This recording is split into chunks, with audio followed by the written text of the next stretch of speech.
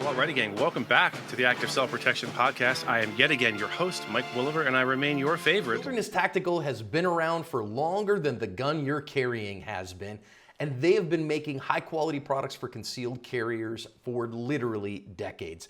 I wear their low pro belt every year. The webbing is the best in the industry, and I won't wear anything else. If you're looking for a good CCW belt, check them out. Former Fed with us today, a new friend of mine. His name is Thane, spelled like it sounds. He lives in Massachusetts, and he is a stage actor. So this is a first. We usually get sort of workaday people on this show, mechanics, truck drivers, that sort of thing. So we have a stage actor. And when you said stage actor, I knew exactly what that means. So some people may not know the difference between a film actor and a stage actor. So you do strictly stage acting? I've done a little bit of television and like short, small movies, but in terms of like paid work that I do, it's primarily like straight plays, musicals. Very good. And are you working right now? That's always a question you have to ask an actor. Are you working right now? Well, that's kind of the actor's lot, right? Like you're in work and out of work. At the moment, I'm out of work. I kind of basically in this profession, there's like 1% of the people who can like fully support themselves with just acting, and pretty much everyone else has to figure out some way to scramble, waiting tables, work at a coffee shop. I personally, I do some teaching on the side and run like a transcription business. But no, I'm not in work at the moment. There's no show that I'm currently working on that I can send people to, I'm afraid. Right. That's too bad. I'd love to plug a show that you were in. So what sorts of roles have you played, if you don't mind me asking? Sure. I often do kind of the, I don't know, somber male lead to some degree. I don't got kind of I think it's my eyes, right? They're a little sunken. And so it's very, very easy to be plaintive and soulful. One of the ones that probably most people have heard of, I was terribly young Jean Valjean. I've recently done Tarzan back when I was a little bit more in shape. I've done like Into the Woods as the baker. Did Jamie in the last 5 years, a few years back. I guess the most recent show I did was a production of Twelfth Night, where I played Duke Orsino. If music be the food of love, play on, give me excess of it. Yeah. That's very cool. Thane and I got to talk a little bit before we started the interview, and I did tell him I do have some pretty impressive. I have a pretty impressive acting resume myself, as I did play Charlie Brown in You're a Good Man, Charlie Brown, in my senior year of high school in 1989. And now thousands of people know that, and I'm sure we're going to get comments. We're going to get letters about that. I'm sure. Do they know that you're a pianist singer? Is that something that you really let on, or? Well, on the YouTube channel, John has mentioned that. Sure. So a bunch of people came over to my little goofy little YouTube channel. It's just my name. That's all on YouTube. And I just put up videos of me playing and singing. So nice. Which is a lot of fun. Yeah, I threw it up last night, as a matter of fact, of me and my son. My son plays guitar. This isn't a secret hobby at all. This is something that you... I think people who get to know me when I was a cop, or get to know me through this line of work, are surprised, because it's a little incongruous, I think, to have someone do what I do for a day job and have that ability, such as it is. So, man of many talents. Yeah, well, a couple at least. A man of like 3 talents, so that's not bad. Not too bad. So, when I can't remember, did we reach out to you, or was it the other way around? I honestly you reached out to me. Yeah. I put up a video a few weeks ago, and put it on a couple subreddits just to get some eyes on them, because I thought it was something I'd like to be seen. And then I forget her name, but she reached out and she said someone sent the video to you guys, and that you'd love to have me on. Yes, that was Soleil Rocher, who was just a wonderful human being all the way around. Yeah, I do remember now. She reached out to me and said, "Do you want me to reach out to this guy?" And I said, "Absolutely."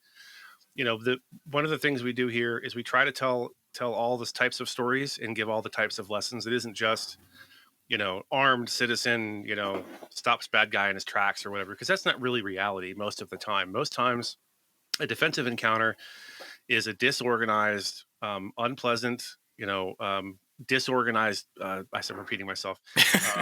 Just to underline it. Yes. Yeah. That isn't always very photogenic. It isn't always very pleasant. And sometimes the bad guy wins. Sometimes he loses. Sometimes the bad guy gets caught later and then loses, depending. But in your case, before this incident happened, were you sort of a self defender, like an aware person, like aware of your surroundings? Did you care about where you parked your car at night? Did you look, around you, that sort of thing? I know you're not super cop Rambo guy. You're a stage actor, but I mean, were you the sort of person that was in that mindset, say walking around the streets of your town in Massachusetts? Well, I was actually living in the Upper East Side at the time, in Manhattan, That's right. but I mean, maybe a little bit. I mean, I tend to, when I'm on the subway, the subways in New York, they're not particularly safe places sometimes, and No. so I tend to keep an eye on like who's in the room. Um, as a general rule, I try to have something of a plan at most times. I've got a little bit of martial arts background, actually. You wouldn't notice it from the video, but I've got a few years of boxing, and I spent some time in Taekwondo. I did more than a little bit of sparring. So I also have a little bit of combat experience from just when I was younger. I had a bit of an anger problem, and so when you meet up with other kids with anger problems, you sort of hash it out in certain ways. So it's not that I'm just a mild mannered actor who reached a breaking point. I've got a little bit of background on the subject, but generally speaking, I don't think of myself as someone who's like an aficionado of self defense or a protector person. There's a gun in the house, but I never carry it with me, Right. um, and I've never really thought to necessarily. So probably sitting right in the middle ground, I'd say, maybe a little bit Yeah, to the that left. brings me to my next point, which is that mindset is on a spectrum. There are people who would just walk through life and never ever consider the possibility that a bad thing can happen to them or near them, and keep their head buried in their phone in public, and park their car wherever and don't think about any of this stuff. How you can live your life like that, I have no idea, but people do. I mean, I know that from 30 years in law enforcement. People would be like, I can't believe this happened. And I'm sort of nodding my head like, okay, well, I can because of everything you said for the Like, last what you 10 think was minutes. going to happen? Yeah, everything, Yeah, everything you told me. Not to victim blame, but there are some people that could have done a little better job, in advance of their incident.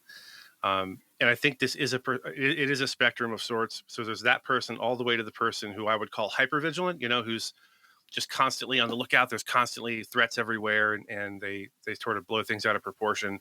And we want people that are somewhere in the middle, maybe skewed a little bit towards being aware of their surroundings, having some sort of training or preparation, at least carrying something like a pepper spray or something like that in the event something happens.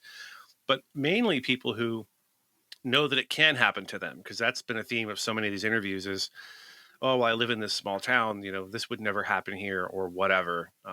sure. Or even like, oh, I was an on-duty cop, I'm invincible, there's no way I could be injured or shot or whatever. Well, yes, there is. So your the video that we're going to talk about here, it doesn't it's not a lot of fun to watch. You know what I mean? This guy was very, very determined to do what he was going to do, and you were equally determined to do what you were going to do, to defend yourself and your property. So, kind of walk us through, like, how long ago was this incident?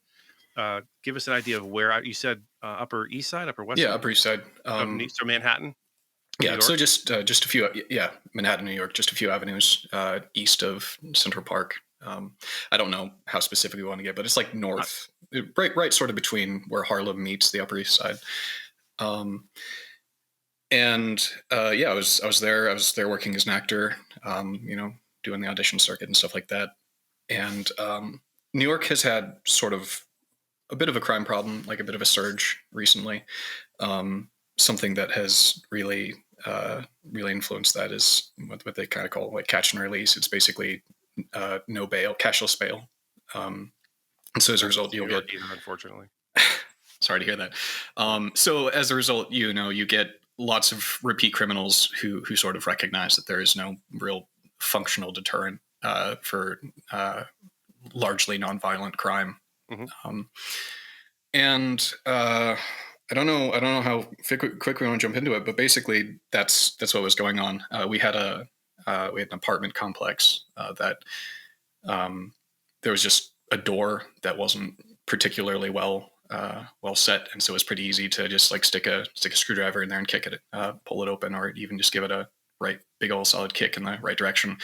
Like, was it And like we're a lobby door, like a door to the yeah, common area? just a Okay. lobby door, and we didn't have like oh god, what do you call it?